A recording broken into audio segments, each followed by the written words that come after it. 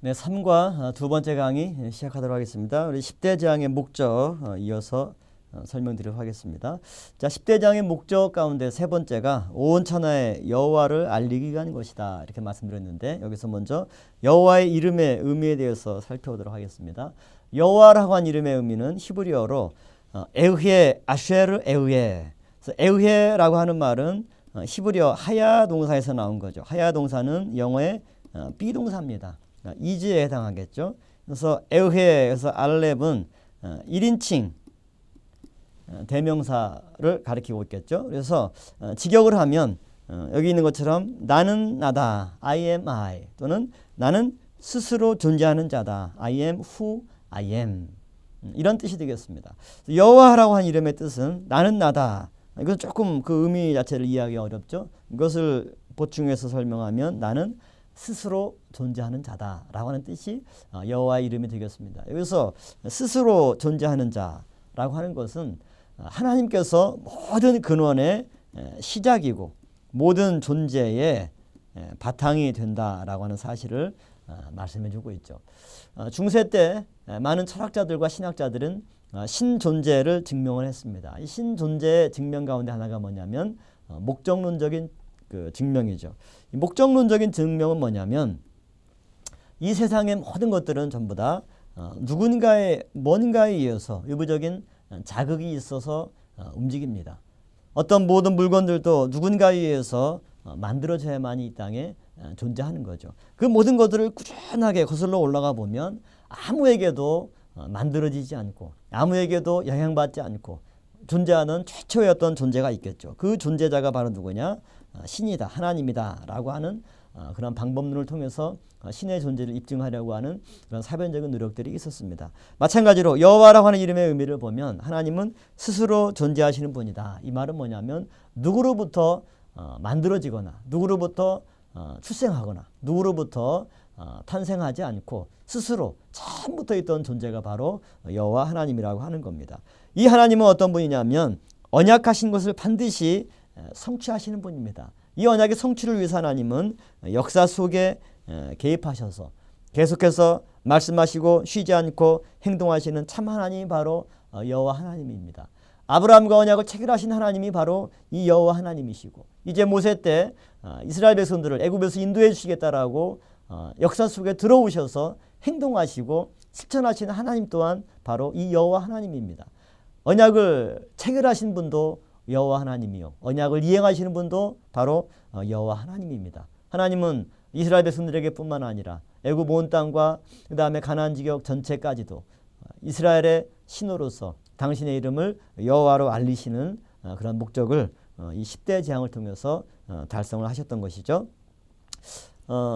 그 여호와 이름을 계시하신 대상이 뭐냐면 첫 번째는 이스라엘 백성과 그 자손들입니다. 왜냐하면 이스라엘 백성들이 애굽에 430년 동안이나 거주를 했었죠. 그러다 보니까 그 많은 자손들이 이제 부모들에게 물론 아브라함과 이삭과 야곱과 요셉 등등 믿음의 족장들에 대한 얘기를 들어서 알겠지만 그러나 그 신앙이 제대로 전수되지 못하고 올바로 교육되지 못했을 때 그들의 신인 여호와에 대해서 제대로 알지 못하고 까먹게 되었죠. 그래서 하나님께서 떨기나무 불꽃 가운데서 모세를 부르신 가운데도 가장 먼저 계시하신 말씀이 바로 당신의 이름을 계시하시고 또 그것을 이스라엘 백성들에게 고해서 알려줄 것을 명령하고 있습니다. 그렇기 때문에 여호와의 이름을 계시하신 대상은 이스라엘 백성과 그 자손들이고 나아가서 10가지 재앙을 통해서 바로왕과 또 애굽에 온 백성들에게 이스라엘의 신 여호와로서의 당신의 이름과 권능과 능력을 계시하고자 하는 그런 목적을 10가지 재앙을 통해서 달성을 하셨습니다. 이처럼 10가지 재앙을 통해서 하나님은 당신의 이름 여호와를 계시하셨는데 이 이름은 아브라함과 이삭과 야곱의 하나님 여호와라는 사실을 말씀해 주고 있습니다. 이것은 언약하신 것은 1.1획도 변함이 없이 반드시 이루시는 하나님이라는 사실을 말씀하고 있고 또 하나님은 산자의 하나님이라는 사실입니다. 아브라함과 언약을 체결하시고 이제 모세를 통해서 다시 언약을 체결하십니다. 아브라함과 이삭과 야곱과 요셉 믿음의 족장들 아브라함, 이삭, 야곱 이 세 인물들은 이미 죽어서 막벨라굴에 묻혔지만 그러나 그들의 믿음은 살아서 여전히 역사하시고 하나님은 그들의 산 믿음을 발판 삼아서 하나님의 구속 역사를 이행하시고 언약을 성취하십니다. 그렇기 때문에 신약에서 예수님은 마태복음 22장 32절 말씀이나 또 누가복음 20장 37절과 38절 말씀 볼 때 하나님은 산자의 하나님이다 이렇게 선언하고 계시죠. 나아가서 하나님은 히브리 사람의 하나님 여호와다 이렇게 말씀하고 있습니다. 아브라함으로부터 시작되는 모든 이스라엘의 하나님인 것을 말씀하고 있죠. 또 나아가서 세상 중에 여호와다. 이 말은 바꿔 말하면 세상 가운데 중이라고 하는 말은 한자로 가운데 중자를 써서 세상 가운데 계신 하나님 여호와라고 하는 말입니다. 이 말은 뭐냐면 하나님이 역사 밖에 초월해 계신 하나님이 아니라 역사 안에 내주하시고 사람들 가운데 세상 가운데 함께 하신 여호와, 쉽게 말하면 우리와 함께 동행하시는 분이고 하나님의 장막을 펼쳐서 우리와 함께 동거하시는 분이 바로 하나님 여호와입니다. 그래서 출애굽기 8장 22절 말씀 볼 때 세상 중에 여호와다. 또 사도 요한은 요한복음 1장 14절 말씀 볼 때 예수님을 뭐라고 말씀하고 있습니까? 말씀이 육신이 되어 우리 가운데 거하심에 이렇게 말씀하고 있죠.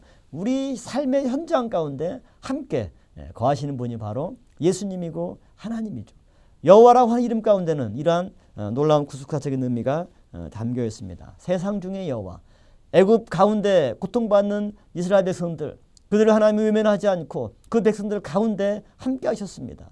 그 선민과 함께 동행하셨습니다.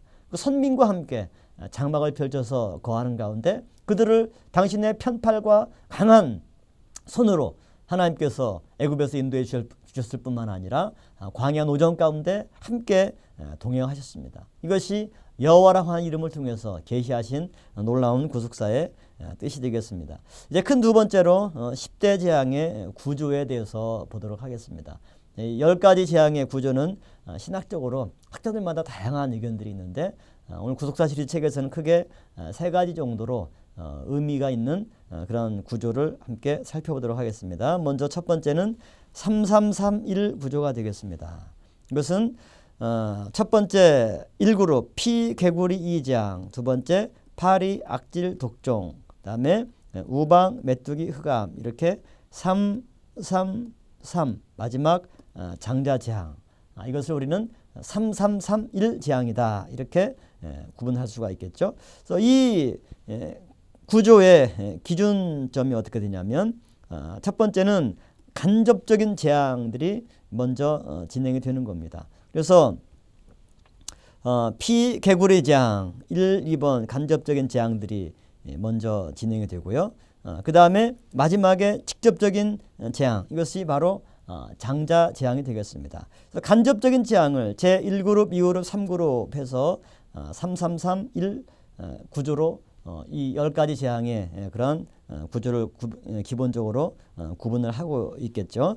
그래서 여기서 이제 이 각 그룹의 세부적인 내용을 살펴보면 첫 번째와 두 번째 재앙은 전부 다 예고가 있었습니다. 그다음에 세 번째 재앙은 예고가 없이 진행이 되는 거죠. 각 그룹의 마지막 세 번째 재앙들은 예고 없이 하나님이 실행하셨습니다. 그래서 이 재앙, 독종 재앙, 흑암 재앙은 예고 없이 행하셨고, 그다음에 각 그룹의 첫 번째와 두 번째 재앙은 하나님께서 예고를 미리 하시고 재앙을 행하셨다라고 하는 거. 그다음에 각 그룹의 첫 번째 재앙들, 이것은 언제 이런 재앙들을 하나님께서 실행을 하셨느냐, 아침에 재앙들을 실행하셨다라고 하는 것. 그래서 피재앙, 파리재앙, 우박재앙, 각 그룹의 첫 번째 해당하는 이 3가지 재앙들은 하나님께서 아침 시간에 이 재앙들을 행하셨습니다. 그리고 마지막 10번째 재앙, 장자 재앙은 간접 재앙이 아니라 이제 하나님께서 직접 이 재앙을 실행하셨고, 이 재앙 전체의 목적이 뭐냐면 애굽에 대한 심판입니다. 심판의 궁극적인 것은 뭐냐면 사망이죠. 그래서 하나님은 애굽 안에서 살아갔던 이스라엘 백성들을 건짐으로써 그들에게는 생명의 축복을 허락하시고, 선민을 괴롭히고 그것도 교활하게 괴롭히고 하나님의 이름을 모욕했던 애굽과 바로의 세력들에게 대해서는 사망을 선고하시고 이것을 집행하셨습니다. 그렇기 때문에 10가지 재앙의 궁극적인 최종적인 그 종착점은 뭐냐면 장자 재앙이 되겠죠. 왜냐하면 이 장자 재앙이 애굽에 대한 사망을 하나님께서 실행하신 것이기 때문에 단 이 장자 재앙의 특징이 뭐냐면 애굽의 모든 백성들을 다 죽인 것이 아니라 모든 가정에 처음 난 것들, 그것은 사람이건 짐승이건 예외가 없습니다. 처음 난 것을 하나님께서 죽이신 것이죠. 왜 하나님께서 다 죽이지 않고 처음 난 것만 죽였을까? 이 처음 난 것, 곧 장자는 기력의 시작입니다. 그렇기 때문에 한 가정에서 많은 아들들이 있지만 하나님이 장자를 치셨다라고 하는 것은 곧 그 가정의 기력의 시작을 하나님이 뽑으셨다는 것을 의미하는 거죠. 그렇기 때문에 그 모든 자녀들을 다 죽일 필요 없이 장자 한 사람을 대표적으로 죽임으로써 하나님께서 어떤 효과를 가져오느냐, 모든 자녀를 다 죽인 것과 동일한 효력을 발휘하신 것이죠. 그래서 다 죽일 수 있지만 하나님은 상징적으로 장자만 치시고, 그래서 남은 그 모든 사람들로 하여금 그 사건을 목도하고 그 사건을 알리게 하나님께서 배려를 하셨던 것입니다. 그래서 10가지 재앙의 최종적인 목적은 애굽에 대한 심판, 그 심판의 결국인 사망을 향해서 10가지 재앙의 구조 전체가 점점 점층적으로 그 클라이막스를 향해서 달려나가는 구조가 되겠습니다. 그런 측면에서 첫 번째부터 9번째까지는 간접재앙, 마지막 10번째는 직접재앙이다, 이렇게 분류할 수가 있고, 첫 번째부터 9번째를 각각 3가지씩 세 그룹으로 구분하는 구조를 우리는 3331 구조다, 이렇게 명명을 하고 있습니다. 두 번째는 22222 구조, 그러니까 각 재앙들을 2개씩 묶어서 5가지로 구분하는 구조가 두 번째 구조가 되겠습니다. 그래서 피재앙과 이재앙, 그 다음에 악질과 우박재앙, 악질과 독종재앙, 그 다음에 피개구리, 이파리, 악질, 독종, 우박, 메뚜기, 흑암, 장자, 이런 5개 그룹으로 10가지 재앙을 나눈 거죠. 이 피개구리 1그룹의 재앙의 공통점 뭐냐면 강에 내린 재앙이라고 하는 겁니다. 피는 나일 강물 자체를 피로 하나님이 바꾸셨고, 개구리 또한 나일강에서 올라오도록 하셨기 때문에 1그룹의 공통점은 나일강과 관련된 것입니다. 나일강은 아까 첫 번째 강에서도 말씀드렸다시피 애굽 사람들에게는 신과 같은 존재입니다. 그들에게 풍요를 가져다주는 신이 바로 나일강이죠. 그런데 하나님께서 가장 먼저 그 나일강을 치셨습니다. 나일강에 물이 흘러서 그 물이 모든 곡식을 풍성하게 자라게 하고 그 나일강물을 마시고 사람들이 살아가는 겁니다. 그런데 그 나일강물이 피로 변했기 때문에 곡식 곧 소출을 낼 수가 없고 그 강물을 마시고 사람들이 살아갈 수가 없습니다. 그렇기 때문에 나일강물이 피로 바뀌었다라고 하는 것은 애굽 사람들의 생명을 하나님께서 조르고 계시는 겁니다. 그리고 이 피재앙, 첫 번째 재앙 피재앙은 마지막 재앙의 클라이막스인 장자 재앙을 예표하는 하나의 사인이 되죠. 곧 죽음은 피 흘림이죠. 첫 번째부터 하나님께서 나일강의 모든 물들을 피로 바꿈으로써 애굽 온 땅에 처음 난 것들이 죽음으로써 곧 피 흘림을 당함으로써 애굽의 사망 선고를 내렸다라고 하는 것을 볼 수가 있죠. 그래서 첫 번째 재앙인 피재앙과 마지막 재앙인 장자재앙 사이에 피를 통해서 이 사망이라고 하는 공통적인 주제를 우리가 발견할 수가 있겠습니다. 두 번째 그룹은 이와 파리 재앙입니다. 이 두 번째 재앙은 생물을 통한 재앙이죠. 이와 파리, 이도 사람을 깨물고 파리도 쇠파리나 이 큰 파리들은 사람을 깨물면 따갑고 아픕니다. 그래서 이와 파리가 애굽 온 땅에 가득해서 사람들을 괴롭게 하고, 더 나아가서 이하고 파리는 어떤 역할을 하냐면 질병을 옮기는 역할을 하는 거죠. 그렇기 때문에 세 번째 그룹인 악질과 독종 재앙은 어떻게 보면 이와 파리를 통해서 옮겨진 재앙이다, 이렇게 볼 수도 있죠. 점점 사람의 생명을 향해서 하나님이 목을 옥죄는 그러한 과정을 한 그룹 한 그룹 볼 때 우리가 이것을 알 수가 있겠죠. 그래서 이와 파리는 이것 자체로도 재앙이 되지만 이와 파리의 더 큰 역할은 뭐냐면 질병을 옮기는 매개체 역할을 한다라고 하는 거죠. 그렇기 때문에 3그룹에서 악질과 독종 재앙, 곧 질병 재앙이 발병하게 되고, 네 번째 그룹인 우박과 메뚜기 재앙은 재난 재앙인데, 이 재난은 어떤 재난이냐면 사람들이 먹을 모든 양식을 제거하는 재난입니다. 우박을 통해서 이제 보리 이삭이 막 나오고 삼이 꽃을 막 피우는데 그것을 하나님께서 우박을 통해서 다 치셨습니다. 백성들이 먹을 양식이 없어집니다. 나아가서 메뚜기를 통해서 우박이 치고 남은 것을 다 쓸어갑니다. 나일강의 물이 피로 바뀌고 그 다음에 몸에 질병이 걸렸다 할지라도 먹을 양식이 있으면 그래도 살 소망이 있는 거죠. 그런데 하나님께서는 사그룹의 재앙을 통해서 애굽의 모든 양식을 전부 다 제거해버렸죠. 곧 생명이 이제 얼마 남지 않았음을 예고해 주는 겁니다. 그러면서 마지막에는 흑암과 장자 재앙, 이것은 죽음 재앙과 관련이 있죠. 9번째 재앙인 흑암 재앙은 3일 동안이나 캄캄한 흑암인데 더듬을 만한 흑암이다. 당장 눈앞에 손을 봐도 손이 보이지 않을 정도로 캄캄한 흑암인데 이런 흑암은 자연 상태에서는 발생할 수가 없고 사람이 죽어서 묻히는 무덤 속의 그런 상황을 예표해주고 있죠. 3일 동안이나 사흘 밤낮을 캄캄한 흑암으로 하나님께서 애굽을 치셔서 애굽 사람들이 3일 동안 누워서 어디 움직일 수도 없습니다. 이것은 곧 그들이 10번째 재앙을 통해서 사망에 이르는 가운데 빛이 전혀 없는 캄캄한 무덤에 묻히게 될 것을 예표하고 있고 그 이후에 장자 재앙을 통해서 하나님이 모든 애굽을 치셨던 것이죠. 이러한 구조가 바로 두 번째 22222 구조. 마지막 세 번째는 1441 구조가 되겠습니다. 첫 번째 나일강 피재앙과 그 다음에 개구리 이파리 악질, 네 번째 네 가지 재앙 독종우박 메뚜기 흑암, 마지막 장자 재앙으로 나누는 건데 이것은 나일강 곧 땅에서 일어난 재앙이고 나일강 강에서 일어난 재앙이고요. 이 개구리부터 악질까지는 땅에서 일어난 재앙, 독종부터 흑암은 이 모든 것들이 하늘에서 내려온 결과물들이고요. 마지막 장자 재앙은 하늘과 땅에서 일어난 그런 재앙, 이런 주제로 분류한 것이 세 번째 구조가 되겠습니다. 마지막으로 10대 재앙의 대상이 되겠습니다. 첫 번째는 애굽 땅이 되겠습니다. 하나님께서 10가지 재앙 모두 애굽 땅에 내렸다 이렇게 직접 명명하고 있죠. 이 땅이라고 하는 것은 죄가 있으면 그 땅은 더럽혀집니다.